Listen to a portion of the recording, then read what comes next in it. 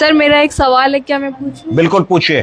Sir जैसे अगर किसी पेशेंट की सांस फूल रही है तो हम कैसे पता करेंगे कि मतलब उसे लंग्स की प्रॉब्लम है या हार्ट की प्रॉब्लम है? ठीक, आपका प्रश्न है कि इमरजेंसी में मरीज आ रहा है, सांस Yes. फूल रही है, SpO2 कम है, रेस्पिरेटरी रेट ज्यादा है, तो हम कैसे पता लगाएंगे कि इसको लंग्स इन्वॉल्व हो रहे हैं या हार्ट इन्वॉल्व हो रहा है? एक अच्छा सवाल है। Yes. सबसे पहली चीज हम करेंगे कि शॉर्ट हिस्ट्री लेने की कोशिश करेंगे। बाबूजी को सांस का रोग तो नहीं है, बाबूजी को दमा अस्थमा तो नहीं है, बाबूजी पंप तो नहीं लेते हैं, बाबूजी सिगरेट तो नहीं पीते हैं। इतनी चीजें अगर हम पूछेंगे 10 सेकंड में तो थोड़ा सा पता लगेगा, हाँ भाई 15 साल से पंप लेते हैं, बीच बीच में मौसम बदलता है, सांस फूलती है, दमा अस्थमा की शिकायत है। पहली चीज।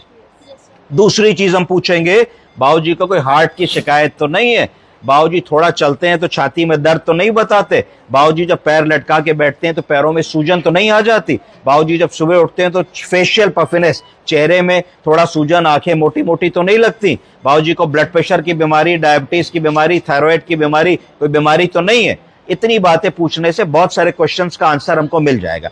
फिर हम आले का प्रयोग करेंगे। आले का प्रयोग जैसे ही हम लंग्स में लगाएंगे, अगर हमारे मरीज को लंग्स की प्रॉब्लम होगी तो एयर एंट्री इक्वल नहीं होगी। लंग में आला 3 जगह लगाया जाएगा, सबसे ऊपर उसको अपर लोब, फिर बीच में मिडिल लोब, फिर नीचे लोअर लोब। अगर तीनों लोब्स में, दोनों लंग में एयर एंट्री बराबर है, क्लियर है, मरीज से कहेंगे बाबूजी गहरी सांस लीजिए, मरीज गहरी सांस ले रहे हैं, बहुत बड़ी आवाज सुनाई पड़ रही है, कोई रुकावट नहीं है, तो इसका मतलब लंग की बीमारी नहीं है, क्लियर कर दो। अगर लंग की बीमारी होगी तो गहरी सांस लेने में रुकावट महसूस होगी, उस रुकावट में सीटी जैसी आवाज आएगी, उस सीटी जैसी आवाज या रुकावट को क्या कहेंगे? ब्रोंकोस्पैज्म। ब्रोंकोस्पैज्म। ऐसे ऐसे आदमी सांस ले, दूर से पता लगेगा कि अस्थमा का रोगी आ रहा है, तो उस तरीके में इसमें क्लियर हो जाएगा कि भाई मरीज हमारा एस्थमेटिक है। तो अगर एस्थमेटिक है तो मरीज को नेबुलाइज तुरंत कराएंगे, ऑक्सीजन थोड़ी सी लगाएंगे, प्रॉप्ड अप पोजीशन करेंगे, हमारे मरीज को देखते ही देखते 10 मिनट में आराम आ जाएगा।